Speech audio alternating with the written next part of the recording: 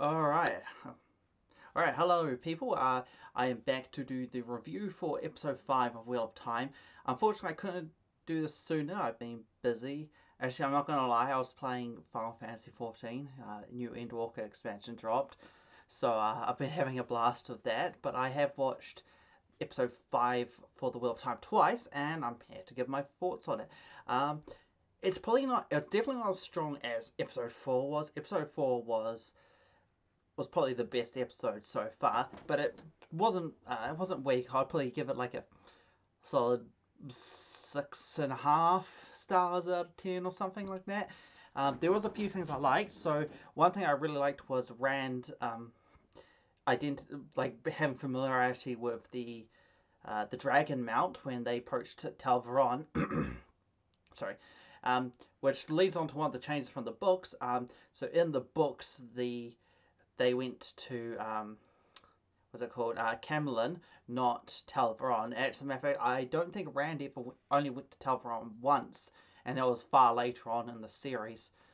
Um, so that's an interesting change from the books. Obviously, that's where also the position for the dragon happened, and so on and so forth. I'm gonna kind of interesting how they're going to do next episode where they actually have to leave Tal Varon, because in the books it made sense for them to go into to leave via Camelin, but Tal Varon was always though the end destination until something else came through, which they haven't actually referenced, which is the Eye of the World, which is the name of the first book. So obviously they're going to have to head up there. So I'm wondering how they're going to weave that in. So that's quite an interesting little conundrum they have there. What else? God, I did like some of the world building in this. So, like when Stefan returns to the White Tower, he has Aes Sedai's ring, and they put that in like a mountain, like a molten, like a molten giant ring. So obviously it's sort of like the return to the cycle type thing. The ring. I thought that was very cool. We did get to see Egwene and Perrin get captured by the White Cloaks, which did happen in the books, but it happened in a ogre's steading, and we also got to see an ogre for the first time, or ogier, sorry, which is uh, what's his name again? Laurel, Laurel, yeah, something like that. Anyway, so yeah, we got to meet him for the first time. Who I'm going to talk about him for a bit. This is a bit of stream conscience, so I just want to get this out. So I'm probably going to even upload this raw. So yeah, so his his costume was interesting. I didn't like the hair in the books. His hair is like it's like tied back. It's much stepped down. They also have like tuft ears, like ears that stick out. Sort of like if you think, oh man, talking about ogres, if you think about Shrek, you know how the ears are like they come out. Their ears sort of do that, and then they have long eyebrows that actually come down their side of their face.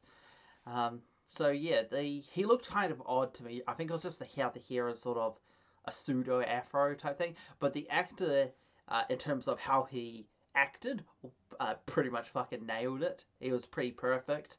I don't think they could have done a better casting.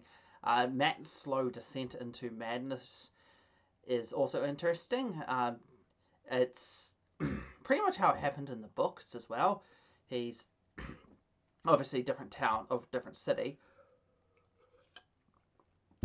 God, my throat's dry. Sorry. Yeah, obviously it was a different city, being Camlin, and yeah, so obviously they met up with Naveen, so she knows they're there.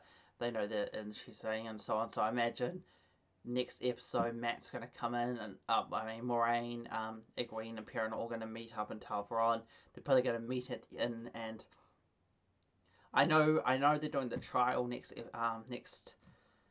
episodes for False Dragon, Logain. So I want to see how that happens, because that seems like it'll be interesting. And they've shown the way gates are coming. I think that's actually what they're called. They've shown one of those, which they showed in the promotional things. So it's kind of, I don't like the design of that going into episode 6. So yeah, that's interesting. What else? Oh, talking about Perrin and Egwene, their capture of the White Cloaks, obviously you had the very uncomfortable scene with them washing Egwene, which is more uncomfortable where in the books you know that Child Velda is a rapist, so that makes it way more uncomfortable to watch. But the whole point is that it was an uncomfortable scene to watch, but then their escape was really good because that's pretty much how I remember it sort of happening in the books, where the wolves come in, and yeah, so that's good. It wasn't too much that it was. There was some internal politics in the Whitetail with uh, Liaren and Moraine and all of them. So obviously they seem to have combined. Who was it? Yelda with Lorarin. Lorarin. I can't remember her name now. I just watched the episode again. They've obviously combined them into one tower, so I imagine what Elinda did in the books, she's gonna do in the TV series. That being Elinda. I honestly, her name's just escaping me. I just watched it. Oh, so annoying. But yeah, I think they're gonna combine those two. That seems to make sense for me. And yeah, so and then obviously, yeah, so you have the fact that Perrin communicated with the wolves, and that's how you can tell he had the golden eyes. So, and all the wolves were attacking, he knew that they weren't going to harm him and Egwene. And before that, you had the scene with him blaming himself for his wife's death, which is pretty much how I thought they were going to use his wife's death as the constant sort of reminder, like his duality as the blacksmith and the warrior, which may not sound like duality, but it's the whole thing here in the books. He had the whole thing where he's a blacksmith, so he's got to create, but then he's also got to fight, and he's always trying to balance those two things. So yeah, that's obviously that's how I thought that was going to happen. That's how it plays out. I for the design of Talvaron, I think it looks fantastic. Uh, there was in the books there was some interesting buildings which I hope they do show. Like there's one building which was designed to look like a giant blue cat, which was sleeping, and that's an inn. And I hope they show some of those more weird buildings. Obviously, they haven't talked about how the Ogier. It did in like the side down books how they're master builders, and you can't really tell, but in the books they describe it as you can't see the seams between the stones, and they do like beautiful relief works and so on. So yeah, so they don't seem to show that, and yeah, so Talvaron is was an interesting place. So it's a shame we didn't get to see Camlin because we missed out on the interactions uh, between Rand and the princess, whose name I cannot remember either. So also starts with E. Eleni, or Elena. It's either Elena or Eleni. But yeah, she had a. We didn't get the interaction with her, them and him actually meeting the Queen of Camlin and so on and so forth. So I imagine they obviously did this for time, because I didn't actually know this, but this series, the season's only going to be 8 episodes, so it kind of makes sense that it's actually quite rushed. So yeah, what else to talk about? The reaction of, so something people didn't like, quite a lot of people didn't like, but this episode was the end scene with Lan and Stefan. So Stefan commits suicide, and then you had the funeral scene, and people didn't like that Lan was so emotional.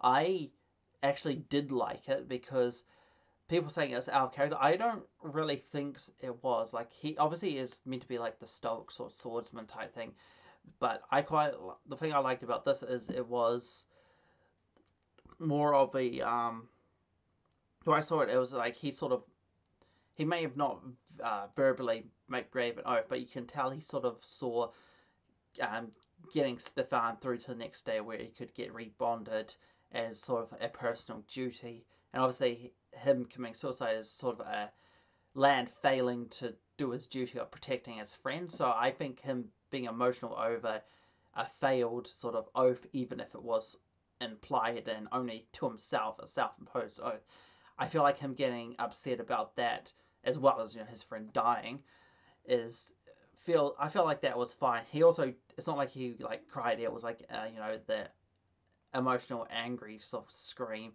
A second thing is it was actually based off real life burial or funeral rituals where one person was like, I think it's either in Africa or like in Mongolia or something, where one person was elected like to be like the wailer, who would be the person who showed all the emotion at the funeral. So again, and that's another thing that sort of made sense, and I quite like the scene in general. I quite liked the episode, but it wasn't the greatest. There's not too much to talk about. Although one thing I'm going to talk right back to like halfway through the thing is when Matt and Rand are staring out, looking down at Logan's procession, and Matt has a vision of Logan looking at him, going out to the bars and laughing, he was actually sort of slumped down in the cage. One interesting thing to note about that is Logan and the Amaran Sea both have a unique talent where they can actually see Taveran,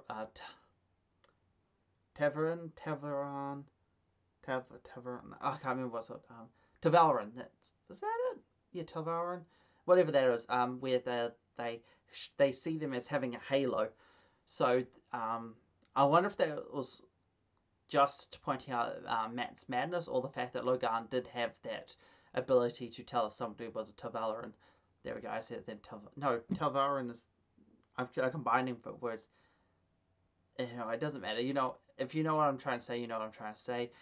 So this wasn't like the best review ever, and I'm just gonna upload it raw. If you did like it, obviously do the like, subscribe, and so on and so forth. As I said though, I'm sorry, I've been really busy playing Final Fantasy 14, which I've been having a blast with, and I'll probably get the next one up. I'll probably watch it twice back to back tomorrow, and then try to get a more organized review up. So yeah, sorry about this, and when the season's done, I'll do a review of the whole season. So yeah, if you enjoyed, like, subscribe, turn on notifications, blah blah blah, and we'll see you all again next time. Have a great day.